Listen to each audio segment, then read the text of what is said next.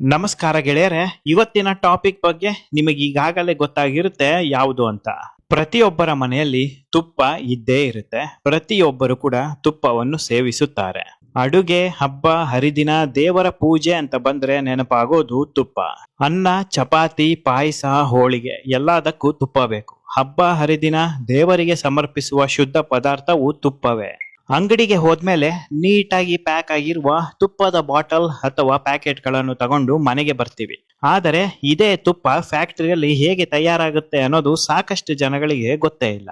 ಇವತ್ತು ಈ ವಿಡಿಯೋದಲ್ಲಿ ತುಪ್ಪ ಹೇಗೆ ತಯಾರಾಗುತ್ತೆ ಎಂಬುವ ಸಂಪೂರ್ಣವಾದ ಕಾರ್ಖಾನೆ ವಿಡಿಯೋ ನೋಡ್ತೀರಾ ಮತ್ತು ಕೊನೆಯಲ್ಲಿ ಸೂಪರ್ ಆಗಿರುವ ಒಂದು ನಿಗೂಢವಾದ ಟ್ವಿಸ್ಟ್ ಇದೆ.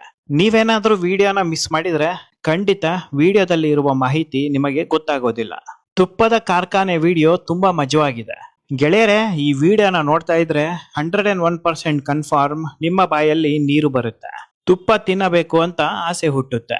ಬನ್ನಿ ಹಾಗಾದ್ರೆ ತಡ ಮಾಡೋದು ಬೇಡ, ಈಗಲೇ ವಿಡಿಯೋನ ಶುರು ಮಾಡಿ ಬಿಡೋಣ. ತುಪ್ಪದ ಕಾರ್ಖಾನೆ ಪ್ರಯಾಣ ಆರಂಭ ಆಗೋದು ಹಾಲಿನಿಂದ. ಕೇವಲ ಹಾಲು 4 ಪದಾರ್ಥವನ್ನು ತಯಾರು ಮಾಡುತ್ತೆ. ಒಂದು ಬೆಣ್ಣೆ, ತುಪ್ಪ, ಮಜ್ಜಿಗೆ ಮತ್ತು ಮೊಸರು. ಹಾಲಿಲ್ಲ ಅಂದ್ರೆ ಪ್ರಪಂಚವೇ ಇಲ್ಲ. ರೈತರು ತಮ್ಮ ಹಸು ಎಮ್ಮೆಗಳಿಂದ ಹಾಲು ಕರೀತಾರೆ. ಅದನ್ನು ದೊಡ್ಡ ದೊಡ್ಡ ಕಂಟೈನರ್ ಟ್ಯಾಂಕರ್ಗಳಿಗೆ ಹಾಲನ್ನು ತುಂಬಿಸಿ ಫ್ಯಾಕ್ಟರಿಗೆ ಕಳಿಸ್ತಾರೆ. ಗೆಳೆಯರೆ, ಇಲ್ಲೊಂದು ಇಂಟ್ರೆಸ್ಟಿಂಗ್ ವಿಚಾರ ಇದೆ. ಬೆಣ್ಣೆ ಮತ್ತು ತುಪ್ಪ ತಯಾರಿಸೋದಕ್ಕೆ ಬಳಸುವ ಹಾಲು ಬೇರೆ, ಮೊಸರಿಗೆ ಬಳಸುವ ಹಾಲು ಬೇರೆ. ಇದ್ಯಾವ ತರ ಹಾಲು ಅಂತ ನೀವು ಕೇಳುತ್ತಾ ಇರಬಹುದು. ಹಸುವಿನ ಹಾಲಿನಲ್ಲಿ ಬೆಣ್ಣೆ ತುಪ್ಪವನ್ನು ತಯಾರಿಸಬೇಕು ಅಂತಂದ್ರೆ ಹಸುವಿನ ಹಾಲಿನಲ್ಲಿ 3.5% ಇಂದ 4.5% ಅಷ್ಟು ಫ್ಯಾಟ್ ಇರಲೇಬೇಕು. ಇಷ್ಟರ ಮಟ್ಟಿಗೆ ಫ್ಯಾಟ್ ಇಲ್ಲ ಅಂತಂದ್ರೆ ತುಪ್ಪ ಆಗಲಿ ಬೆಣ್ಣೆ ಆಗಲಿ ಸರಿಯಾಗಿ ಬರೋದಿಲ್ಲ.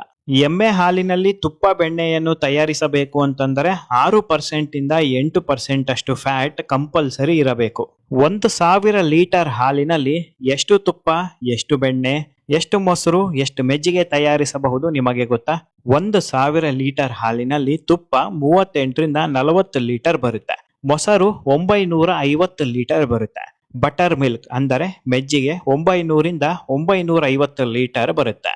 ಮತ್ತು ಬೆಣ್ಣೆ 40 ರಿಂದ 42 ಲೀಟರ್ ಬರುತ್ತೆ. 1000 ಲೀಟರ್ ಹಾಲಿನಲ್ಲಿ 500 ಕೆಜಿ ತುಪ್ಪ ಬರುತ್ತೆ, 600 ಕೆಜಿ ತುಪ್ಪ ಬರುತ್ತೆ ಅಂತ ಹೇಳ್ತಾರೆ. ಖಂಡಿತವಾಗಿಯೂ ಸುಳ್ಳು.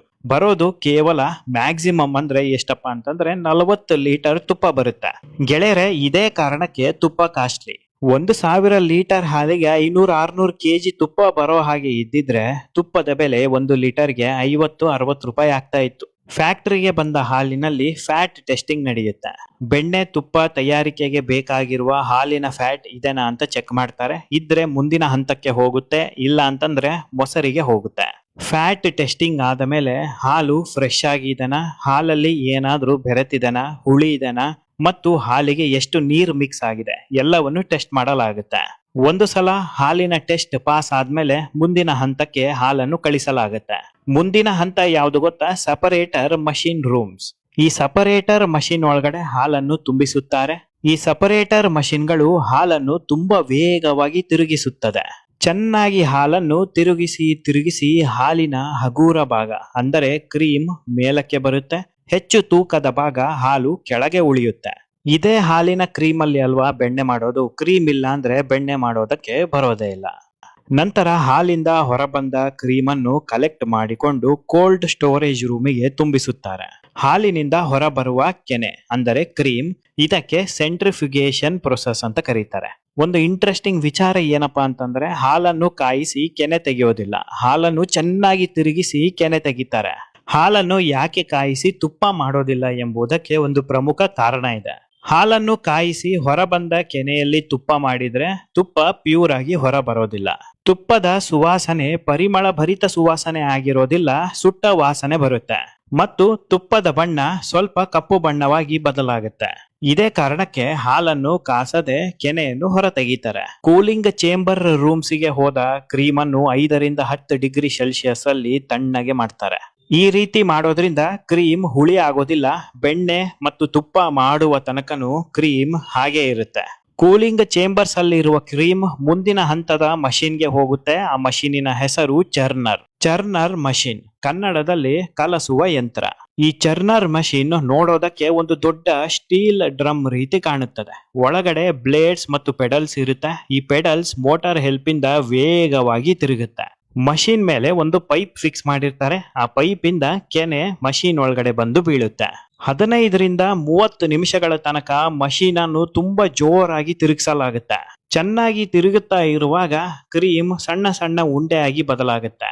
ಬೆಣ್ಣೆ ಹೊರಗಡೆ ಬರುತ್ತೆ ಮತ್ತು ಮೆಜ್ಜಿಗೆ ಮತ್ತೊಂದು ಕಡೆ ಹೋಗುತ್ತೆ.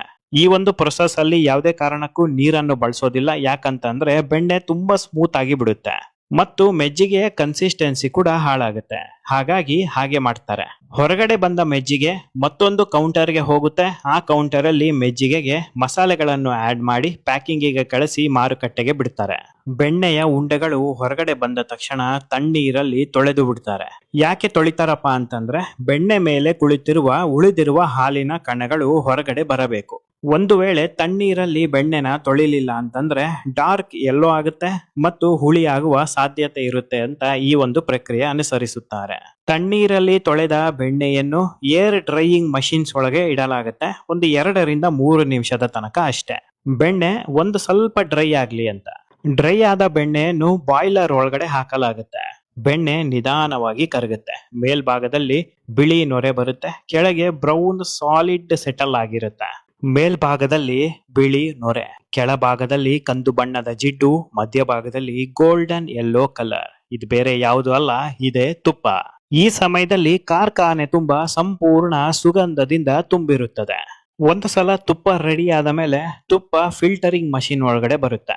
ತುಪ್ಪದಲ್ಲಿ ಇರುವ ನೊರೆ ಮತ್ತು ಜಿಡ್ಡನ್ನು ಫಿಲ್ಟರ್ ಮಾಡಿ ಶುದ್ಧ ತುಪ್ಪವನ್ನು ಹೊರಗಡೆ ಕರ್ಕೊಂಡು ಬರುತ್ತೆ. ಹೊರಗಡೆ ಬಂದ ತುಪ್ಪ ನೇರವಾಗಿ ಹೋಗೋದೆ ಸ್ಟೋರೇಜ್ ಟ್ಯಾಂಕ್ಸ್ ಗಳಿಗೆ. ಈ ಸ್ಟೋರೇಜ್ ಟ್ಯಾಂಕ್ಸ್ ಗಳು ತುಂಬಾ ದೊಡ್ಡದಾಗಿ ಇರುತ್ತೆ. ಈ ಟ್ಯಾಂಕ್ಸ್ ಇಂದ ಮಾಡರ್ನ್ ಪ್ಯಾಕಿಂಗ್ ಮಷೀನ್ಸ್ ಕಂಟೈನರ್ಸ್ ಗಳಿಗೆ ಹೋಗುತ್ತೆ. ಈ ಮಾಡರ್ನ್ ಪ್ಯಾಕಿಂಗ್ ಕಂಟೈನರ್ಸ್ ಗಳು ತುಪ್ಪವನ್ನು ಟಿನ್, ಪೌಚ್ ಮತ್ತು ಬಾಟಲ್ ಗಳಿಗೆ ತುಂಬಿಸಿ ಮಾರುಕಟ್ಟೆಗೆ ಬಿಡುತ್ತೆ. ತುಪ್ಪವನ್ನು ಖರೀದಿ ಮಾಡುವಾಗ ಪ್ಯಾಕೆಟ್ ಅಲ್ಲಿ ದೊಡ್ಡದಾಗಿ ಹಾಕಿರ್ತಾರೆ ಪ್ಯೂರ್ ಗೀ ಅಂತ. ಇದು 100% ಗೀ, ಬೇರೆ ಏನು ಮಿಕ್ಸ್ ಆಗಿಲ್ಲ ಅಂತ ಅರ್ಥ. ಪ್ಯಾಕೆಟ್ ಅಲ್ಲಿ ಪ್ಯೂರ್ ಗೀ ಬದಲು ಆಲ್ಟರ್ಡ್ ಗೀ ಅಂತ ಇದ್ರೆ ಇದರಲ್ಲಿ ಏನೋ ಒಂದು ಮಿಕ್ಸ್ ಆಗಿದೆ. ಒಂದು ಆರ್ಟಿಫಿಷಿಯಲ್ ಕಲರ್ ಮಿಕ್ಸ್ ಆಗಿರುತ್ತೆ, ಇಲ್ಲ ಅಂತಂದ್ರೆ ಗೀ ಎಸೆನ್ಸ್ ಅಂದರೆ ಕೃತಕ ವಾಸನೆ. ಆರ್ಟಿಫಿಷಿಯಲ್ ಕಲರ್ ಆಗಿರಬಹುದು, ಗೀ ಎಸೆನ್ಸ್ ಆಗಿರಬಹುದು, ಯಾವುದು ಕೂಡ ವಿಷ ಅಂತ ನಾನು ಹೇಳುತ್ತಾ ಇಲ್ಲ. ಆದರೆ ಪ್ರತಿದಿನ ನೀವೇನಾದ್ರೂ ತುಪ್ಪ ತಿಂತಿದ್ರೆ ಇದನ್ನು ದಯವಿಟ್ಟು ಅವಾಯ್ಡ್ ಮಾಡಿ. ಕೇವಲ ಅಕೇಶನಲ್ ವೈಸ್ ಈ ರೀತಿಯ ತುಪ್ಪವನ್ನು ಸೇವಿಸಬಹುದು. ಅಂದರೆ ತಿಂಗಳಿಗೆ 1 ಸಲ, 6 ತಿಂಗಳಿಗೆ 1 ಸಲ. ಈ ಆರ್ಟಿಫಿಷಿಯಲ್ ತುಪ್ಪ ಮಾರುಕಟ್ಟೆ ಬೆಲೆಕಿನ್ನ 20% ಕಮ್ಮಿನೇ ಇರುತ್ತೆ. ತುಪ್ಪದ ಬೆಲೆಯಲ್ಲೂ ಕೂಡ ನೀವು ಕಂಡುಹಿಡಿಯಬಹುದು. ಗೆಳೆಯರೆ, ಆಲ್ಟರ್ಡ್ ಕಂಟೆಂಟ್ ತುಪ್ಪಗಳು ಮಾರುಕಟ್ಟೆಯಲ್ಲಿ ಬಹಳ ಇದೆ. ಹಾಗೆ ಪ್ಯೂರ್ ತುಪ್ಪ ಕೂಡ ಮಾರುಕಟ್ಟೆಯಲ್ಲಿ ಬಹಳ ಇದೆ.